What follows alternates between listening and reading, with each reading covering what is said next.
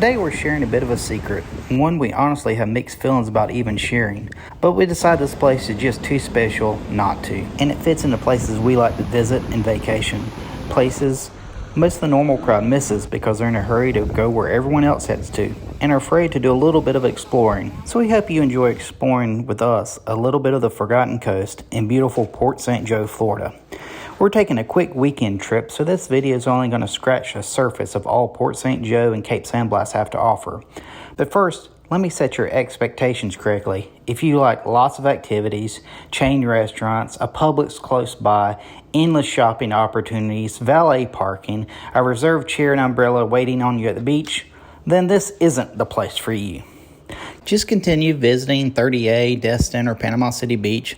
Those are great places to visit. I'm kidding, they are beautiful. Just go in the off season. But on the other hand, if you're looking for no crowds, a few great local restaurants, and the Piggly Wiggly, then this is a place for you. From North Alabama, you are going to add about an extra hour to an hour and a half to make it to the beach, just on drive time. So keep that in mind.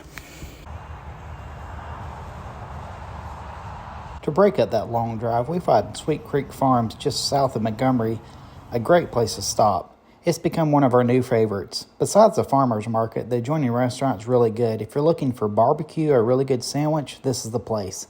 Even when they're packed out, service is always quick. We also enjoy the extra space to walk our dog. And right past the coffee and ice cream counter is some outdoor seating that you and your pup can enjoy lunch and watch the local wildlife. From Montgomery, you still have a nice drive ahead of you, and you may have to go deep into your playlist. But trust us, it's worth the drive.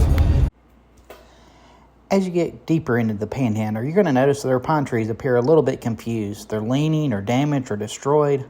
Back in 2018, Hurricane Michael destroyed this area. Many parts are still in recovery mode. Thankfully, most everything in St. Joe is almost back to normal. We're staying at one of our favorite little communities in the area, Barefoot Cottages.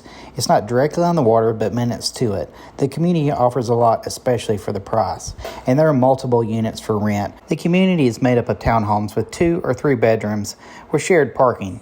Be aware, no trailers are allowed. If you plan on bringing a boat, plan accordingly. The lighthouse area is for dog walking and also has a grilling area. Most of the units are a short walk from the parking lot, but there are several carts for hauling your luggage to your unit. The trip, we elected a poolside unit, which we were expecting to be louder. It really wasn't. The only thing we didn't like was the pool closes at sundown. We were looking forward to nightly swims with this short trip. Oh well. All the units share a similar layout, so the one we're going to show you will be very similar to every 2-bedroom that you can rent. There's also a 3-bedroom. The only difference is the 3rd master bathroom is downstairs. Of course, the 2 bedrooms are laid out accordingly with different sleeping arrangements. This particular unit has 2 king beds, which worked for us. We really enjoyed renting this unit, and the hosts were great. We had to reschedule and alter this trip several times. Each time they were understanding, and it was very easy. The unit was clean, the beds were super comfortable, and we would definitely stay here again. The hosts are generously offering a 10% discount to our viewers. Simply comment below and I'll send it to you. As always, links to this unit and everything we do on this trip are in the description. Windmark is a planned community that's minutes from Barefoot Cottage, and it has 2 public beach access points. The first is more bay than beach. There are bathrooms as well as a shower to get that sand off, and the beach is a short walk from the parking lot. We visited here twice, once in the evening, once in the morning. You're going to see shots from both. Due to the proximity of the Intracoastal Waterway and all those lovely panhandle pine trees, the water is generally pretty tannic here, or it looks like sweet tea. Because this is a bay protected by a peninsula, the water here is generally calm and it's shallow. But do be warned, because it is a bay, there are a lot more wildlife in the water. It's common for multiple stingrays to be in the water, so if you have small kids, just use good common sense and keep an eye on them.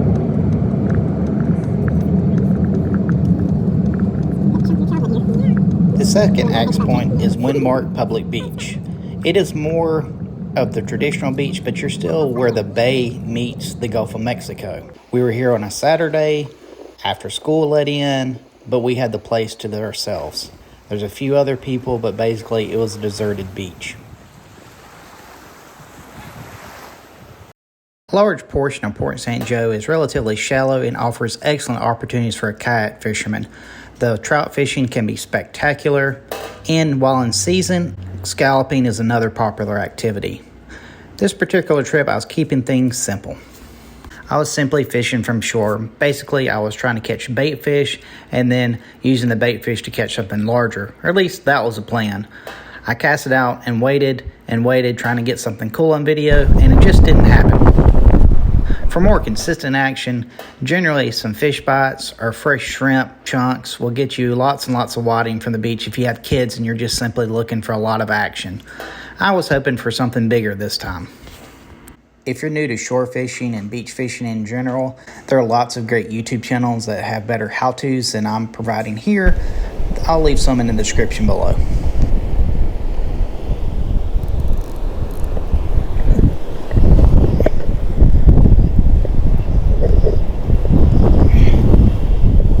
Eve, get the camera.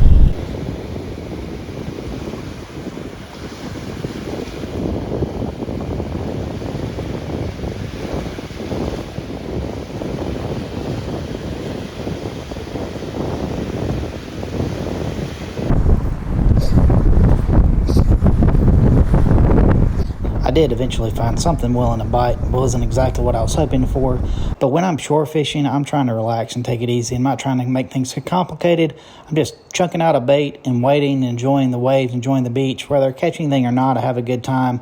The best excitement is you never know what you're going to get. A lot of fish in the ocean. There's always a surprise, always something neat.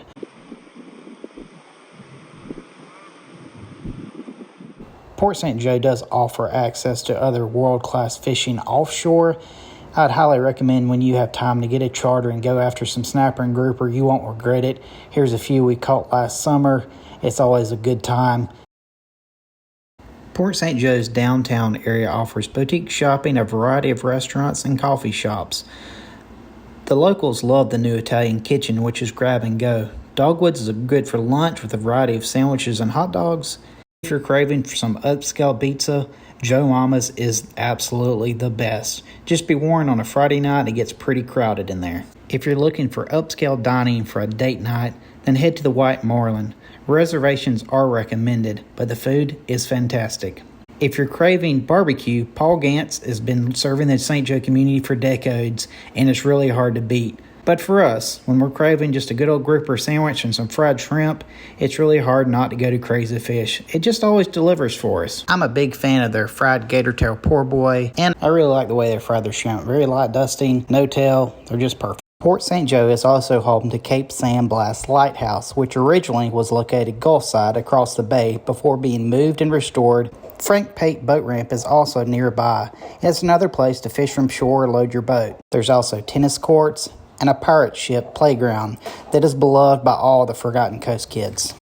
While you're in St. Joe, if you find yourself in need of fishing gear or maybe some fishing clothes, stop by Blue Water.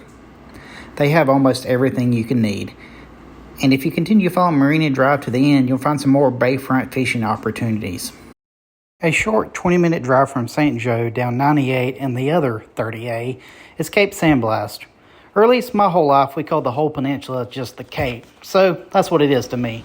If you're looking for souvenirs, shirts, or beach tops at fair prices, hit up Beach Planet on your way.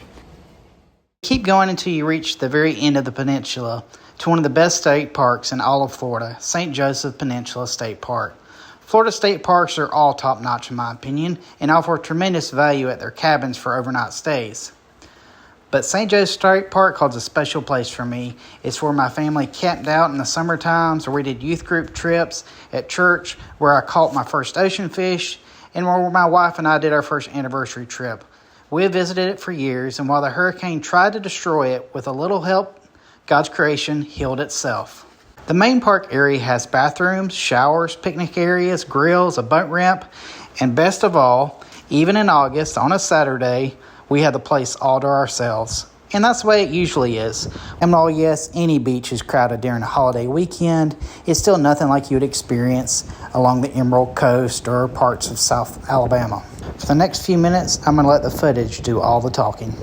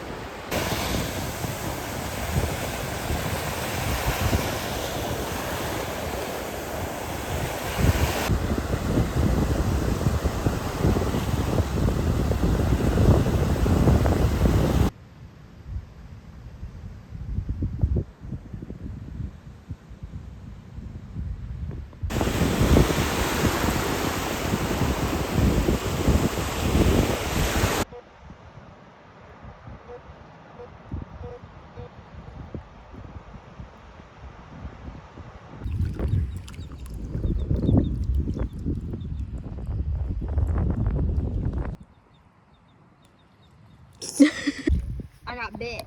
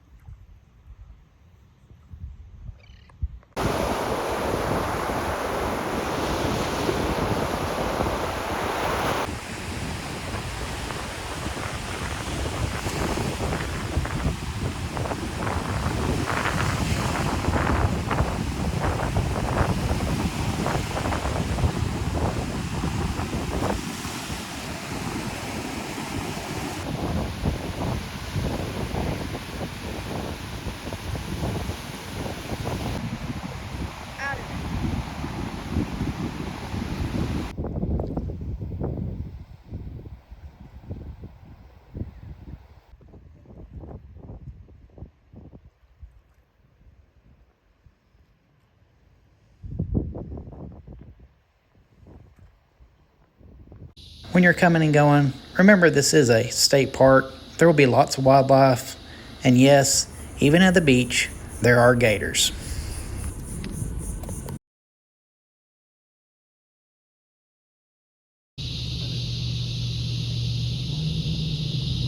And this is why we keep coming to Port St. Joe. God's beautiful, natural beaches, undisturbed, quiet, and peaceful. I know it's not for everyone, but for us, it's perfect.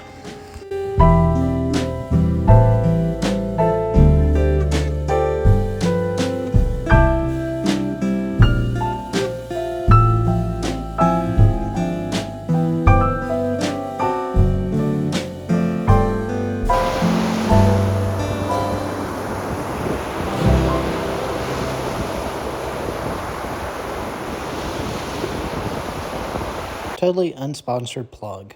If you're looking to go on a trip and you need to rent a car, check out Turo. We've had great experience with every person we've ever rented for, nice, friendly, and they save you a ton of money over a national rental place. You can almost find an almost brand new car or SUV for $75 to $100 a day. You really can't beat it, and save mileage on your main vehicle or get something bigger for a road trip. One last note on Port St. Joe. I know I mentioned a Piggly Wiggly at the beginning of the episode, and well, it is true, but this isn't your mama's Piggly Wiggly. It's actually a decent grocery store. It's a far cry from a Publix, but it also has more than you expect out of a normal Piggly Wiggly. If you're looking for a Boar's Head sub, great place to go. Good deli, good meat selection. We hope you enjoyed this quick little tour of one of our favorite places, Port St. Joe. Be sure to like and subscribe. We try to do a lot of exploring series, which are just out-of-the-way, family-friendly trips and day trips and vacation spots, and a little bit of this and a little bit of that.